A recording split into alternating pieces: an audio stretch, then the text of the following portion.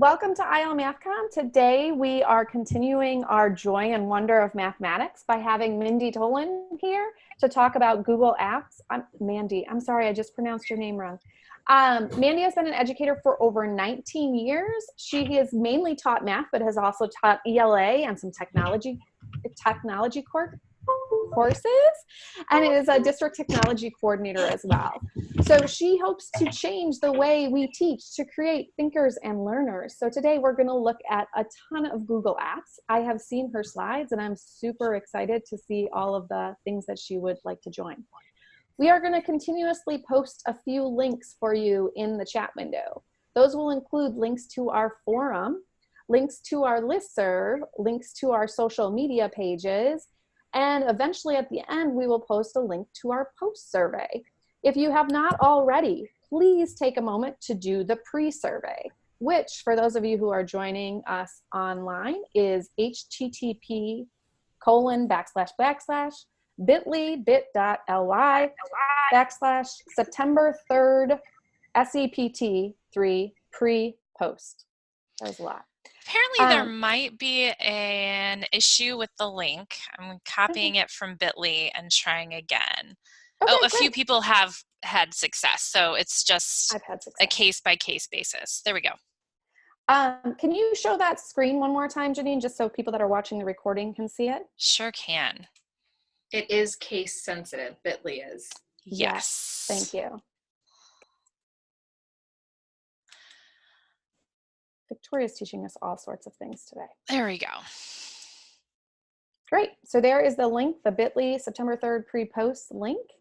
And then we will go ahead and hand this over to Mandi. One last thing I will say before she gets started is that any products or apps or anything she provides are not an endorsement by ISBE or ISU. They are simply a platform for you to share your ideas and resources. So thanks. Without further ado, Mandi.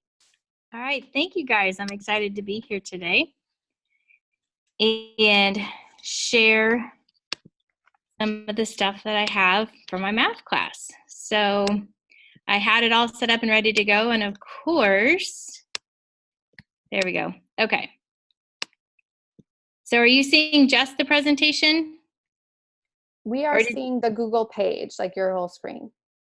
Okay, so you're... Which is fine. No, that's perfect. That's all right. I'm going to have to minimize my chat window so I can see what I'm doing. So, no problem. I'll follow along for you, Mandi, and if somebody has a comment, I'll make sure that I get it to you. Perfect. Okay. Thanks. Well, so this is my contact information. If you are on Twitter, I would love if you followed me on Twitter. We share a lot of great things, and that's one of the places that I get a lot of my professional development from. So, it's a great place for educators to hang out and learn. But I know what you're here for is the math information, so let's just jump right into it. When I first started using technology in the math classroom, one of the very first things that I did was make these drag and drop activities for a couple of reasons. I don't like paper, like cut out paper floating around my room. And so the very first activity I did was this proof drag and drop that hopefully is going to load for us today. And these are all going to be view only for you, but if you will sign in and make a copy, then they will be yours to keep forever. And so I had these activities where the kids cut these apart and then place the proofs together. And every hour somebody had a piece missing, or I had to, they got them all mixed up with somebody else's, and it just didn't work. So I thought there has to be a better way to do this. So the very, very first activity was creating these drag and drop proof activities. This is in Google Slides, and you can, and it says sign in because I'm going through a different app with this. But you can just drag those right in. There we go. This is in Google Slides. And so if you'll notice, I'm not in present mode. When you are not in present mode and you have your own copy of this, file, make a copy. So I wanted to show you guys how you can do that. The kids can drag those in, and then they can just submit it right back to you through Google Classroom. So that's how I disseminate all of this. Do we have people that use Google Classroom? Is that something in your schools that you guys use? And I know some people use Canvas. Does Canvas have a make a copy for every student option? You know? Not sure? Okay. So you would take these and they can click on them and then just drag them right in where they want them to be. And then once they do all of that, then they can submit it back to you for Classroom. I don't usually grade these. This is just usually a quick check for understanding, and I have them work with partners to do that. But that's one of the activities that you can do with drag and drop. If you look on the document that I shared, the one that you guys have access to, we have a lot of these. So this one down here with the cars, this is talking about rate, time, and distance, and teaching the kids, you know, which direction are the cars going. This one is for statistics, the one with the little green pieces in the middle. So they are matching correlation coefficients with scatter plots. And then we have one which is balancing equations. And these are just a few of the examples that we have. But instead of actually using the scales, the students can use this as a virtual manipulative. And Mandi, you're okay with us sharing all your slides with everyone, that page you sent? Oh, absolutely, yes. Everything I have is for everyone to use. Okay, so I just shared that with everyone. We'll also put that in our forum. But this is, I just clicked on some of these to just check, and these 4 examples that she's talking about, you can actually click on those and get the whole slideshow for that. So if that is a topic you teach, you can use that. You sure can. Thank you. So this next one is a really, really cool activity, and I did this for the first time last year. And it was one of those activities that after you do the activity, you think it's going to be pretty cool, and then when you're finished, like, it was way cooler than I thought it was going to be. And so what I did was for area, so in honors geometry, area is a review topic for us. And so I didn't want to just teach area, surface area, and volume like I always had. So we started with area, and I told them, I said, I want you to make an app. And you can also do this using Google Slides. So when you open this up, this actually takes you to my blog. And on this blog, I have links to some of these apps that kids made. The really cool thing about this, oh no, is it not going to take me to the actual one? Well, that's sad. Let's do a quick search.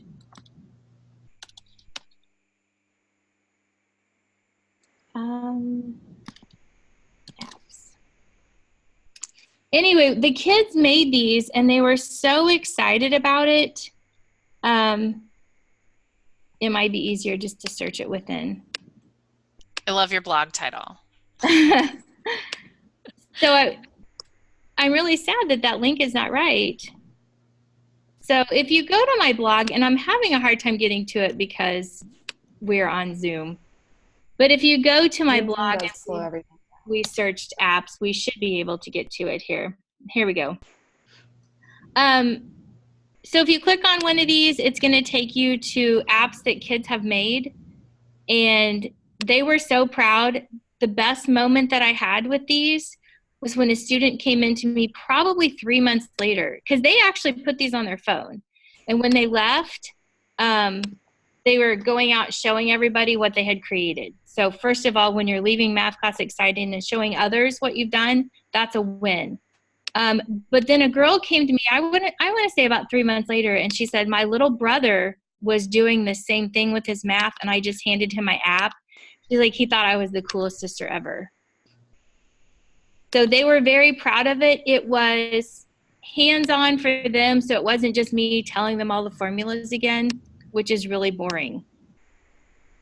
And you could do that with a lot of different things. Like I said, it was the first time that I did that last year, and it was a huge success. Okay, so, and there's a lot of online graphing practice, and we actually started doing some of these online skills practices before some testing software started integrating Desmos. So for some states, they use Desmos for their testing platform. We're not there yet in Missouri. hopefully we're going to get there soon. So what we did is we created graphing practice inside of Google Slides, because they can use the graphing tools that's inside of this. And like I said, once again, these are all, it's going to make me sign in every time. It does not like Zoom. And you can see people have played with this. Sometimes I forget to reset it, but you click on these colored coordinates and just drag them in, and then and like I said, I've got the screen in front of me, so I keep moving it from side to side. If you go up to the tools, then you have the ability, once you're logged in, to graph inside of Google Slides. You can also do this inside of Google Drawing. And we teach our kids how to do that. You can put arrows on the end of it. It's pretty easy for them to practice those tools. Even though it may not look exactly like what you're doing for your state test, they at least get used to using something electronically. That's what we found for our state test with our students. It's not that they didn't know the knowledge, they sometimes couldn't use the tools that they had. So we also write performance events practice. Like I said, I'm not sure what your state assessments look like, but we wanted students to be able to do a full performance event. And so we created some of those also. And those are both available to you just to kind of get an idea of what it is that we wrote in there. Those were for algebra, both of those, but we also have some geometry projects. If you want to click this button right here, it should take you to some of the geometry projects that we have. Questions so far? No questions so far. I have Okay. a question. Yes, absolutely. Oh, you said it was a big success, the apps. Yes. Do you mean by that that like every kid was engaged, or every kid successfully made an app, or every kid learned the properties of, I'm just asking for a little more explanation on No, that's what okay. it was that was making you so pleased. So like I said, it was review content. So they really just needed to activate their prior knowledge with it. Mm-hmm. And most of them remembered what they needed to. And of course they could look up anything that they needed to look up as well. They were all engaged. So it wasn't a boring lesson of me just sitting there saying, hey, here's all of the properties. Here's all of the formulas that we need to use for that. And then you said the third thing, and I was like, yes, it was all of those. They all completed it. Oh yeah, I didn't have a single student who did not complete that project. And they all did their own, and you felt like, yeah, they understood the properties of I did. polygons much better for having done it. I do. I also have the philosophy that if you don't understand it the first time, I let you correct to get it right, because why would you want an app that isn't correct? And so since we were making this for a public audience, it was kind of like a mini PBL activity. We were making this for a public audience. They couldn't submit something that wasn't correct. So we had revision time until they had it correct. Oh, and did students supervise each other in those revisions times, or we did? We had them workshopped. Yes, we had them work with each other at first, and then we actually had them submit it to another class, because we have the ability to do that the way our classrooms are set up. And then the third revision came to me, and if I wasn't, if there was something that wasn't good, or even if the usability wasn't good, since it was kind of a PBL project, because part of it is user interface. If I click on this button, it's really kind of hard for me to find exactly where the click spot is. So we talked about that too, just a little bit, and then I would send it back to them for revision. Cool. Thank you so much.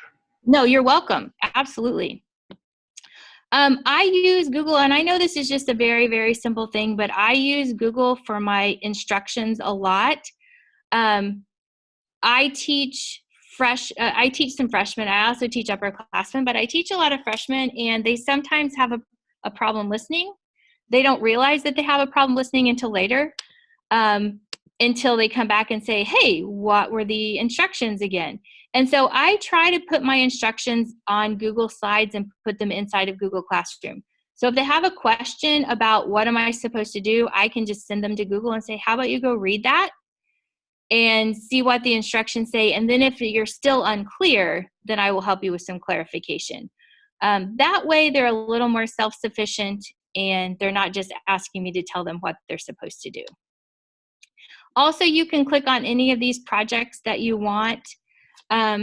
This geometric jack project is a pretty cool little project. We started doing this, well, I started doing this 19 years ago. Obviously, it wasn't in Google 19 years ago, but we had to do some constructions and it happened to be around Halloween time.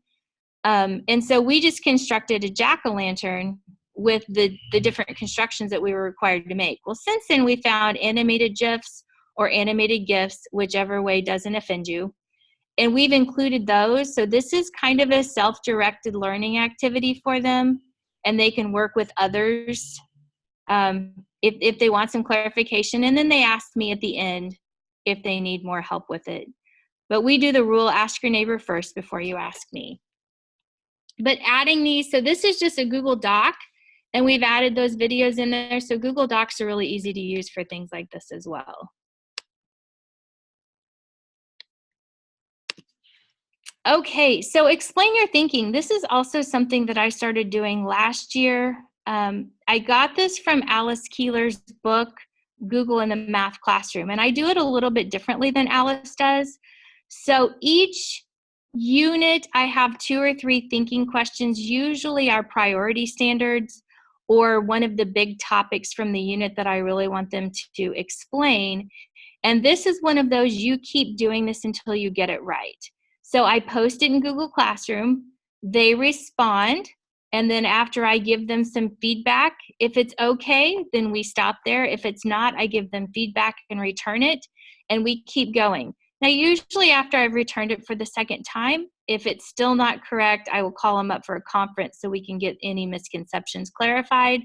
But this is really good for the students to have to tell me not just what the answers were, but why they thought the answers were what they were, or just explaining what they were doing.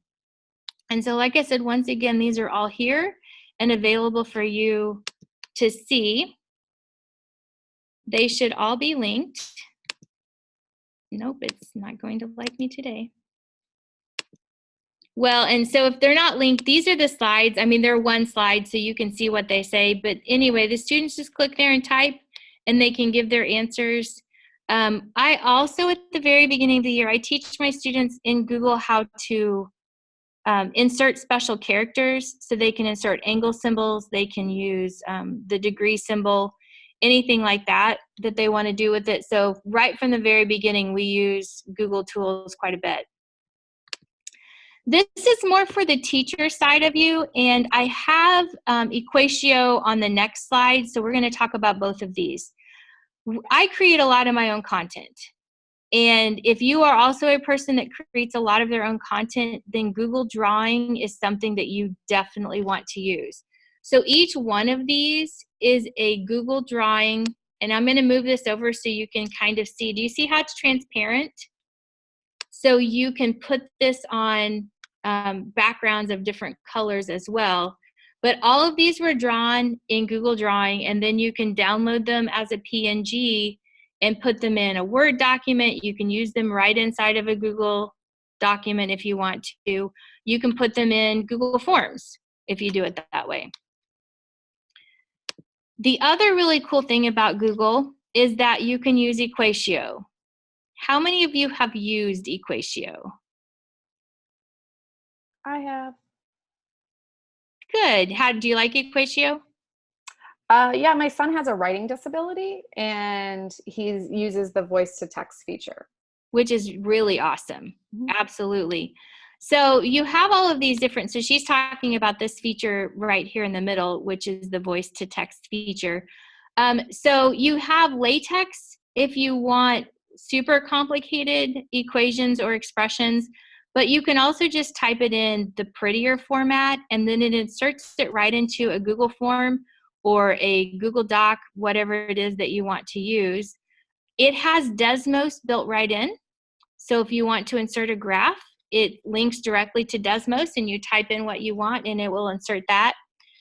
This feature over here is called Math Space, and this was something they just added last year, and there are a ton of preset manipulatives, different three-dimensional shapes. So we're going to go back to this one. I drew this three-dimensional shape. It's just okay. It works. But inside of Math Space, they have some really nice three-dimensional shapes that you can use and you can label, and then it just inserts it right into whatever it is you want to use. So Equatio is free for teachers. Students do have to pay for it, but I don't have my students use it very often anyway. But for teachers, it's free. You just have to sign up, and they send it's 30 days free, and then once you get your teacher code activated, it's free forever for you. Okay, good so far? Questions? Like I said, I closed the chat window, and usually I'm checking the chat window to see if we have questions. So, nope, I'm keeping updated. No one has asked any questions yet in the chat. So feel free to either unmute and ask a question or to write something in the chat if you have any questions about this. Thanks, Mandy. Yep. Okay, so I also, since I do a lot electronically, I also like to have my students give feedback, or to give my students feedback electronically. And so Bitmojis are one of my favorite ways to do this. But like, this is the Bitmoji right here with just the heart. I made them custom by putting love your thinking or solid work, or on occasion, what happened? Let's talk about this. And so this is a link to my blog post that shows you how you can create these own custom feedback, and it goes into Google Keep. So over here on this side, so I'm running Google Slides right now. Over here on the side is your Google Keep button. And when I click on it, it loads, and it will load in docs, slides, anything like that. And then my custom feedback is all in here. So once I get to one I like, I can just drag it over and it pops it right into whatever I'm grading. Now we'll delete that one because it's right in the middle of everything. But so Google Keep is always over there, and this blog post explains how you do all of that. All right, we actually just did this activity at the end of last week. There's also a reason why I have this activity in here. So at the beginning of the year, I would have my students buy protractors and rulers, and of course they store them in their backpack, and then they throw everything on top of that backpack, and by the time we need to use our protractor, it is in 5 pieces in the bottom of their backpack. So I started creating these virtual manipulatives so that the students don't have to use that broken one in the bottom of their backpack. I did eventually break down and buy some protractors for my classroom. But this activity is also really good for them to do, once again, those online tools that we were talking about. And then, sorry, I have a gnat that has been in my classroom all afternoon, and it keeps flying around my head. So I'm not crazy. There's just something flying around my head. So once you get this, these are transparent, so you can see through them. And it's taking 100 years to load on our Wi-Fi today, so I apologize for that. And there's no students here, so that's showing you how slow it is today. We need some songs happening. So once they get this slide loaded, I have a little instruction sheet that kind of shows them how to do it, and then they take it, they can slide it. We have used these before, so I showed them how they can use the arrow key. If you hold down the shift button, it's actually called nudge, and you can nudge it. And we show them how they can rotate it if they need to rotate it. So you can use this then virtually, and they can practice with it. I also have some kids who, just dexterity-wise, they have a hard time with the protractor, especially in the book. So I don't know about you guys, but if you have a resource that you're trying to have them measure, it's like this big, and the protractor is this big, and they have a hard time seeing what it is. So this helps with that too. I've actually had them put that in a Google slide, like snap a picture of whatever it is they're trying to measure and put it in Google Slides and have them measure using the protractor that's in there. We do the same thing with when we teach scale factor and we teach dilations. And the really cool thing about Google is that if you hit the shift key, it will perfectly dilate a figure. So then we have them check the scale factor of the side using the online ruler. So they can actually see how dilations work, whether it's an enlargement or a reduction. Okay, so stop motion. And I do have my kids create these. So, I mean, obviously this one down here with the car is just for fun. But here's some that we made together as a class. And it was a joint effort. The class was smaller last year, but we tried to show using stop motion that the angle theorem did not work. And so we actually have them for all of the theorems. And like I said, the students helped me create those. And I feel like they had a pretty good understanding when we were finished with it. And once again, they made a stop motion video and they thought that was pretty cool. So if you saw the title of my blog post, it's Make Math Not Suck. My goal is to have them at least enjoy some of the things that we do in math. So stop motion is one of those fun things you can add in. Choose your own adventure stories. So this is probably one of the most talked about things that I do. And I read a book, Ditch That Textbook, and in that book, Matt Miller talked about how he did choose your own adventures with his students. And I thought, I can do that in the math classroom. How cool would this be? So I did it in algebra the first year, and they had to write a story. Each page of the story has some sort of equation. There should be a correct answer, and then there should be an answer based on a common misconception. So we get to have the conversations about, well, what are the common misconceptions that happen with this? So if you click the wrong answer, it should explain to you what the misconception was. Now, the first year, this was the very first year that I did this. We've now done this for 4 or 5 years.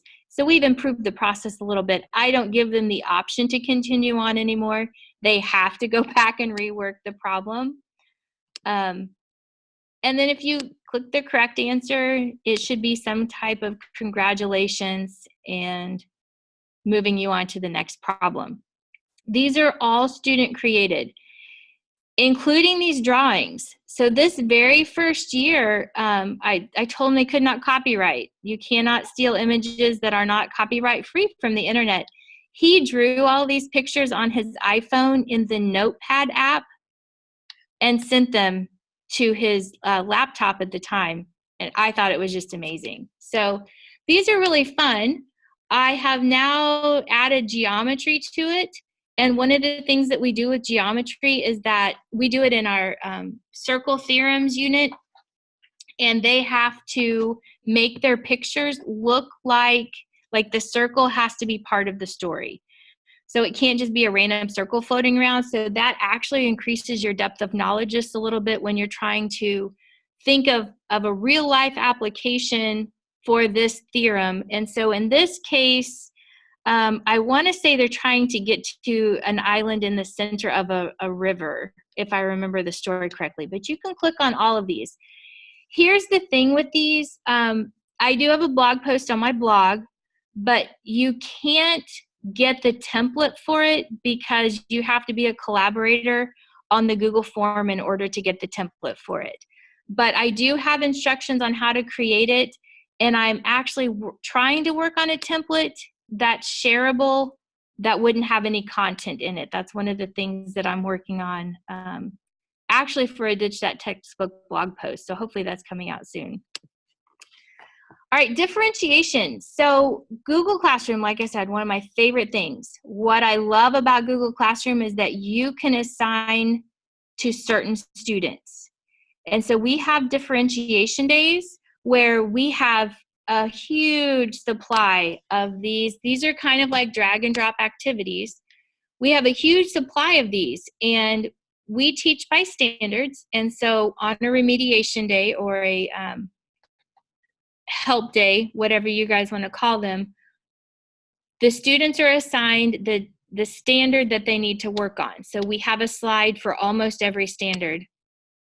And so we have just some information. We call it Trident. I have to explain that to people. It's just factoring, but we have different words for it. So they have a problem, then they can slide step by step to check it. This over here, if they want to make sure they know which one of the approaches they should use, are you going to factor GCF? Are you going to factor just the trinomial, or are you going to use difference of two squares? They can check that here, and then when they're finished, they can slide this out of the way and check their answer.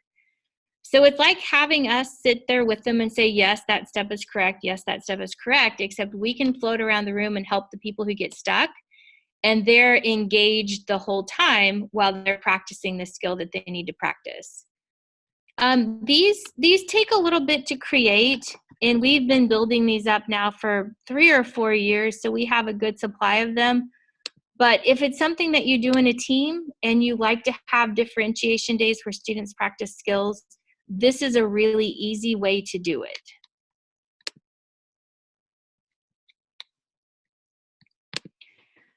Another thing that I really like to do are collaborative slides. So one of the collaborative slides that I do is at the very beginning of the year, everybody takes a slide, they introduce themselves to kind of get to know you in the class. But as we go on, I use collaborative slides for vocabulary. So each student will be assigned a vocabulary word, which is on a slide. And then when they're finished, the whole class has a full set of definitions for whatever that unit is. And they can go through and look and see what other people have posted.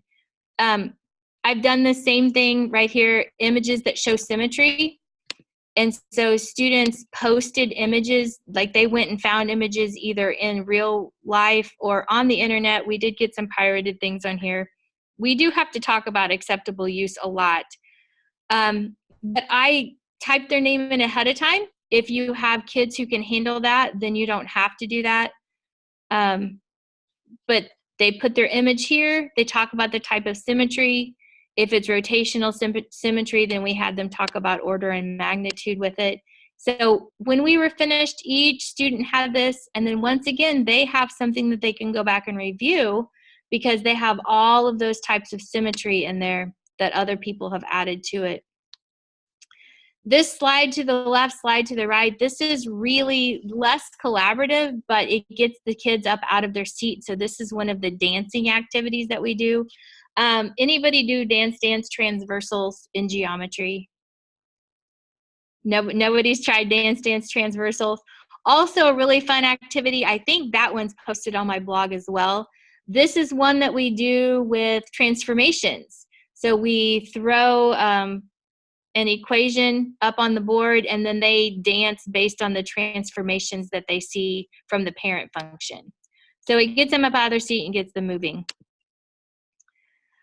Okay, so another one of those moments, one of those really awesome moments that I was talking about earlier, and for me it's an awesome moment, yes, if everybody learns it, but two, if they leave excited.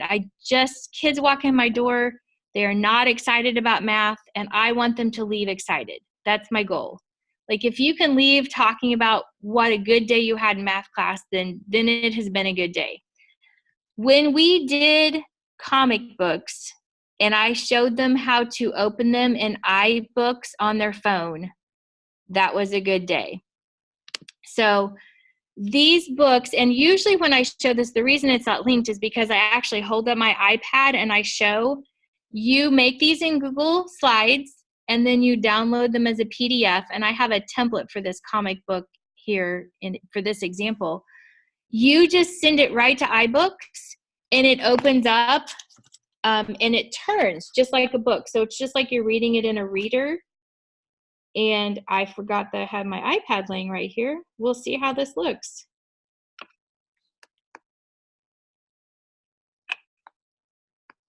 Well, and you know, it's probably not going to work for me today. My library. Because if I do this at a presentation, I make sure that it loads. All right, so it's inside of here. And when I turn it, and you can turn the page just like you would a book. So Mandy, do you want to stop sharing for a minute just so that your picture is a little bit bigger than the 1 inch? Absolutely. I've got to get back up to stop sharing. Okay, sorry. No, that's okay. Okay, and now if you go in the top right, everybody, and click speaker view, then Mandy will be bigger than everyone else. So go ahead. Okay. All right, so it just turns just like it would in a regular book. And so they had to write their own word problem. And so they had to set up the situation inside of a comic. Now, this was my example. I accidentally deleted the folder in Google Classroom that had this. And so I don't have any of my student examples from last year. But then they go through and they solve it right in the same comic. And like I said, they left the class with that loaded in their phone, in their iBooks, because it was really, really easy to do. And they were so excited about it. So I had students writing word problems, solving word problems. They were sharing them with other people in their class and outside of their class because they were very proud of what they had done.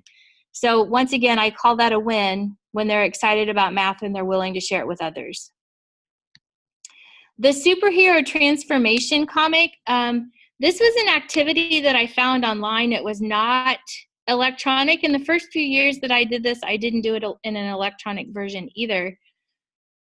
But I teach my students how to use the rotate and reflect keys inside of Google Slides. And see if we can get these to open. Like I said, I am so sorry. It's slow today. And then what they do is they create a story. So once again, they're writing in the math classroom, and I don't think there's anything wrong with having them write in the math classroom. Clearly, that's not my focus, but anytime you can get students to write, it's good. They have to create a storyline for their person. It has to be based on math, so the villain is something against math. They have a graph where they rotate their superhero through different transformations. And so they have, it's so laggy, I'm sorry. So they started up here, moved into 2, so that would be a translate. So then over here in their comic, it starts with the first story, and then their rules should reflect the transformation that they conducted. And then also down here in their words, it says the first call of the night was coming in. Someone was trying to count to infinity. Time for a math magician to take the stage. He throws his hat and translates through his magic hat portal. Now, we brainstorm words that would mean translate. We brainstorm words that would mean reflect. We brainstorm words that would mean rotate.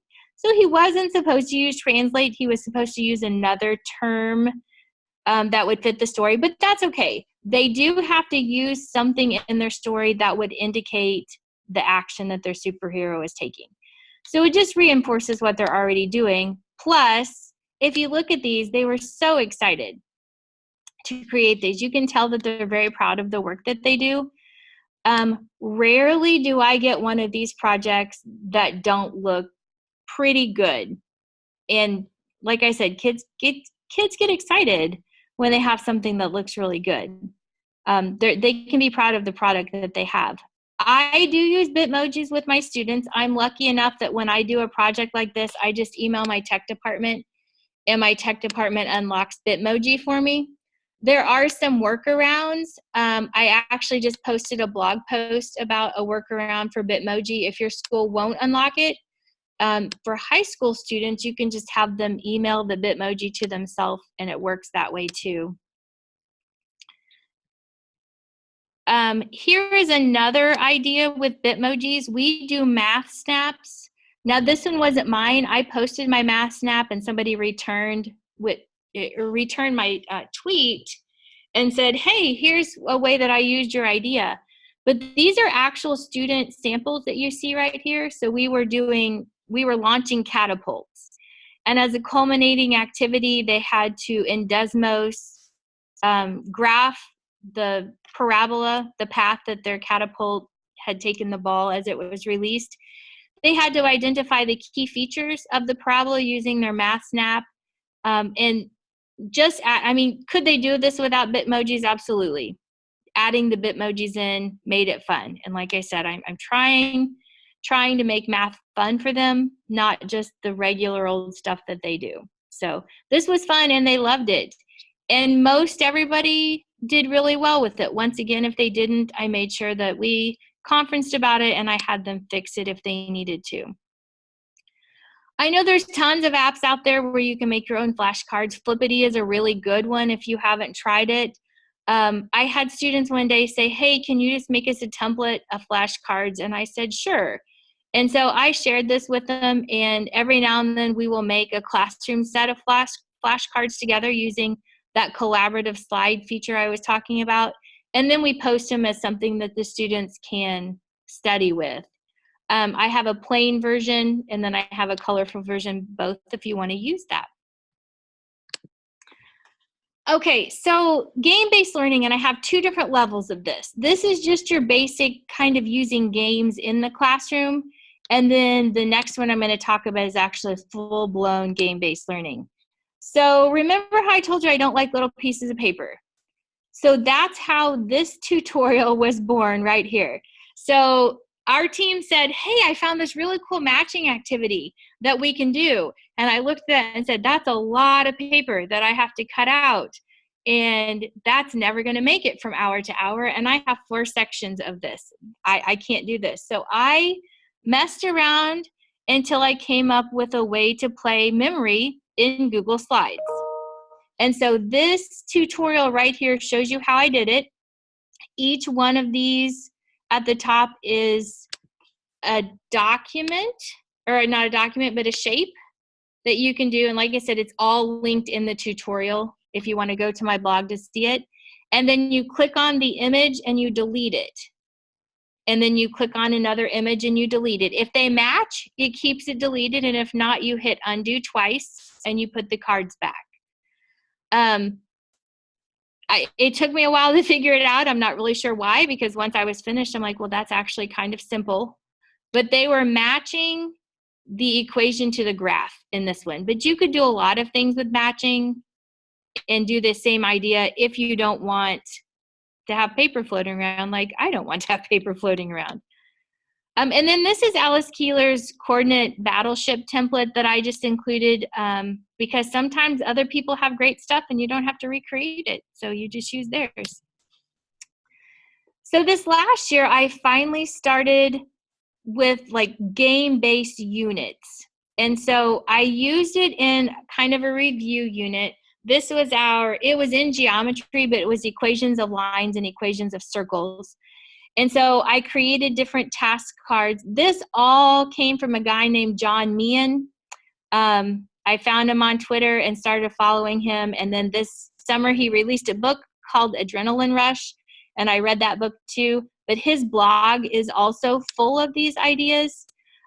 This links you right to my blog post to tell you how I do it. But from my blog post, it links you to John's if you want to learn more about how he does that too. So for 2 weeks, we played this game, a lot of student involvement.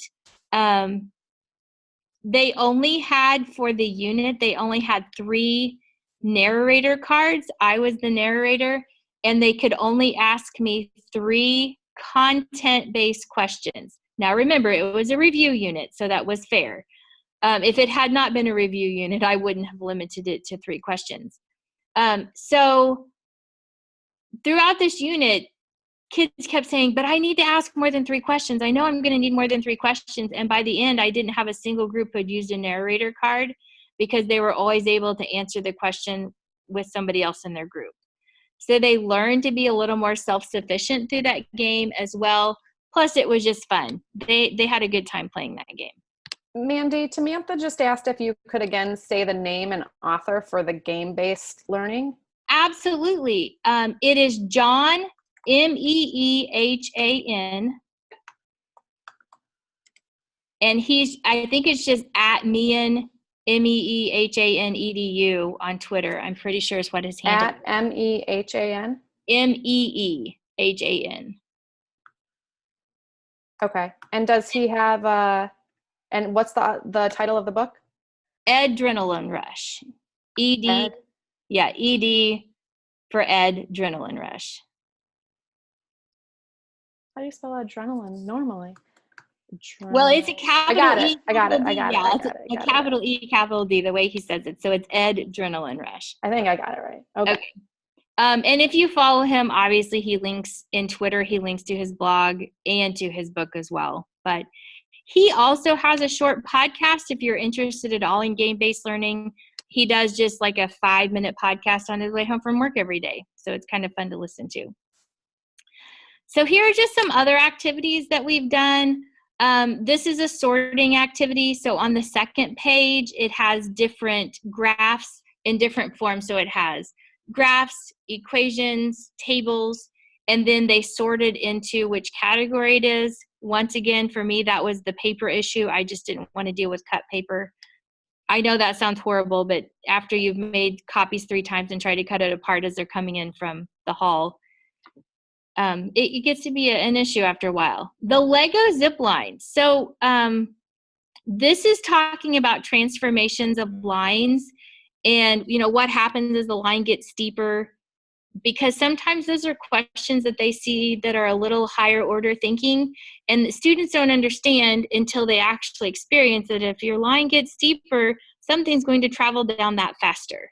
And so this is one of the things that we actually take little Lego guys and we create equations of lines. I put a grid on the wall and we create these equations of lines on the wall, and then they zip line their Lego and they talk about which one went faster. We can talk about intercepts with that. So it's a fun little activity. If you also like activities that assign each person a task, this one does that. There's even a videographer in there for somebody to take pictures as they're or to take video as their person ziplining. So electronic foldables. I always have to preface this by saying I use paper foldables in my classroom. There are occasions where an electronic foldable is going to be a good thing. So for instance, this parabola scavenger hunt, and I'm just going to blow this up for just a second so that you guys can see it. So in this activity right here, they had to go find an example from the internet, or they could take a picture, but most people choose to find an example from the internet, and they had to label. So there were pictures around the school already posted that they took a picture of that, and then they went to the internet and they also found their own picture. So in this case, they had to label initial height, which would be the y-intercept, and so it just kind of went through some of the questions that they asked them. The only reason it was electronic is because I wanted them to, one, put the picture that they found around the school, and I also wanted them to find a picture of their own. They could have drawn it, but sometimes they don't draw very well, and that does frustrate students. The transformation foldable, the reason we do that electronically is because that's how I teach them how to use the tools for the transformation comic that we do. So we learn how to use all of those tools using the foldable while we learn about transformations. There's Dance Transversals. So if you want to borrow that one, it's in there. I made this before Google gave you the ability to embed music. So you could actually embed the music now. I just play it in iTunes behind the game. I had a student, she's a senior now, and I had her as a freshman, and she did not like geometry. As a matter of fact, I would have told you she probably didn't even like me very well. And last year she was interviewed on a panel, and they asked her, what is your favorite memory from high school? And she said Dance Transversals in geometry class, which just completely blew me away, because I would have thought that she had no good memories of that at all. So they like to get up and dance. They like to try that and compete against each other. And this isn't the only version. You can find that online as well. This is another one that's using equations that puts it to music too. Okay, so data tracking. Remember I told you that my kids do standards. And so they each have one of these data tracking sheets that has conditional formatting in it. So each quiz that they take that addresses a standard, they go in then and track their data, and they can tell you exactly what they need to work on. And so right here, graph or write parallel and perpendicular equations. Why did we go from a 5 to a 0? So it also is a heads up for me to talk to a student and say, did we have a bad day?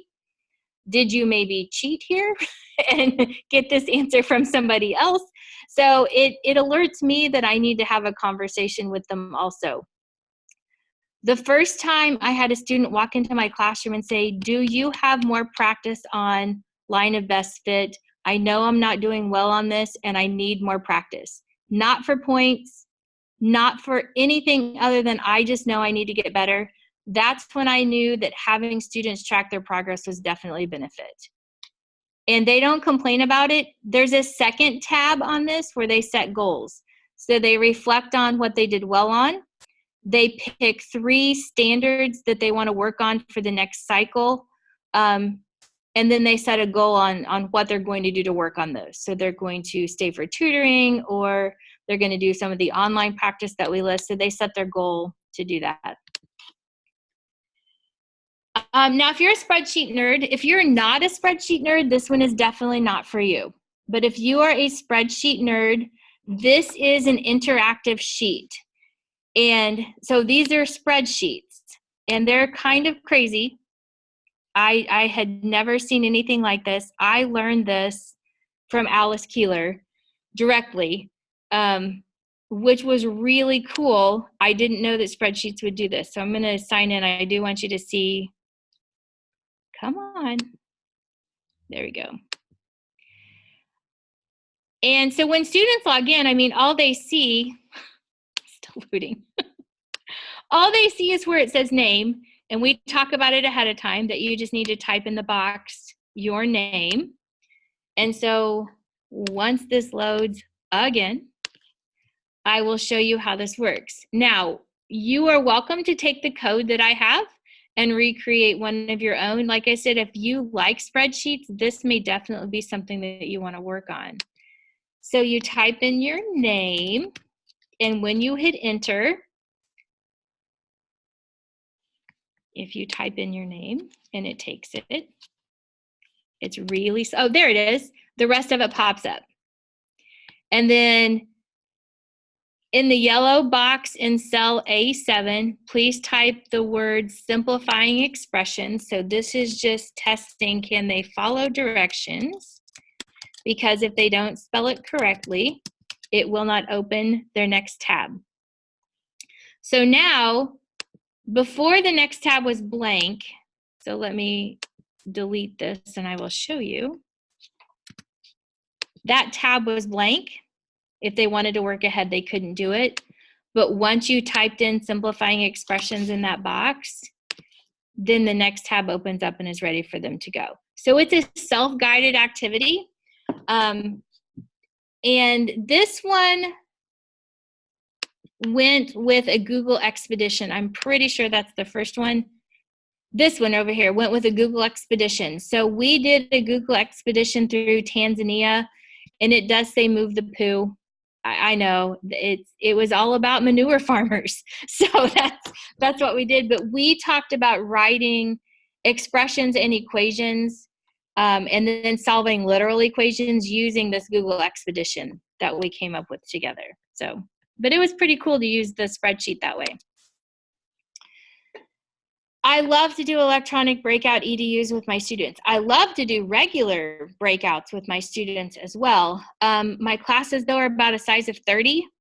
And so even if I have 2 kids going at the same time, that's still 15 on each kit. And some students just don't get to experience everything that they want to experience. So I started creating these electronically. And this one was a new one that I created last year. It's trianglesonly.com, and they're trying to find a date on this website. So if you've ever done a breakout, you have different codes over here that you need to enter, and then some different clues. Some of these may be clues that you need, some of them may not. If you look, this is Angela isosceles. And so right here, Angelia isosceles. So the receipts are actually for her. And then across the top, and this is where I'm having a hard time seeing all my tabs, you have the different profiles for the different triangles that you can go through.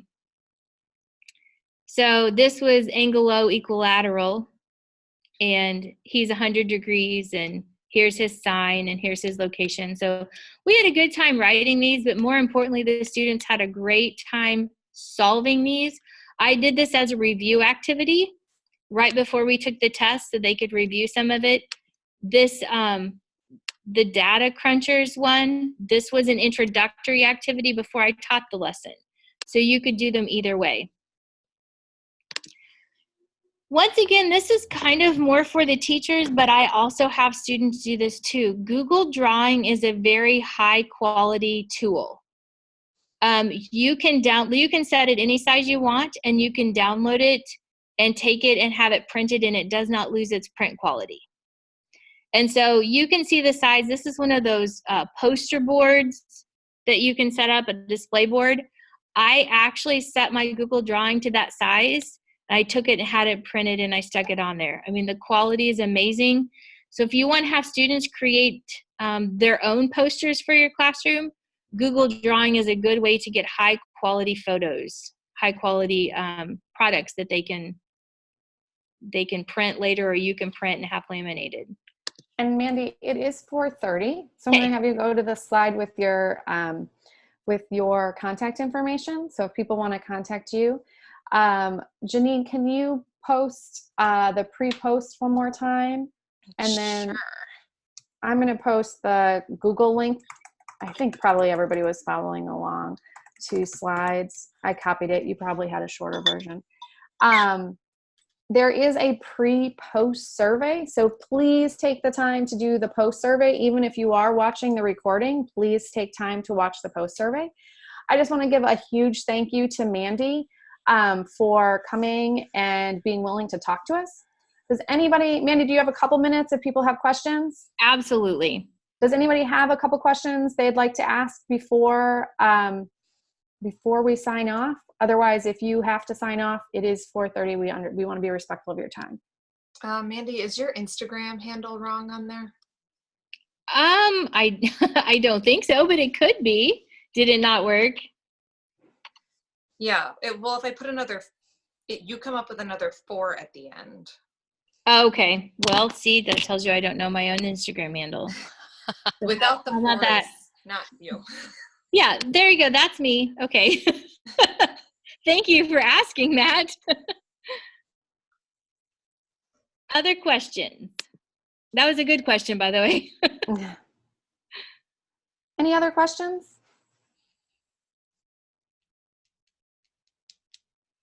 It's a lot of information. I tell people it's kind of a buffet. Just pick and choose, and pick one thing to try if it looked good. And if you have questions, if you can't find the answer on my blog, please contact me. I would gladly help you. Great. Thank you, everyone. We will see you next time.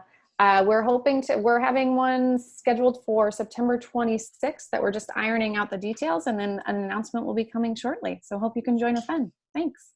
Thank you.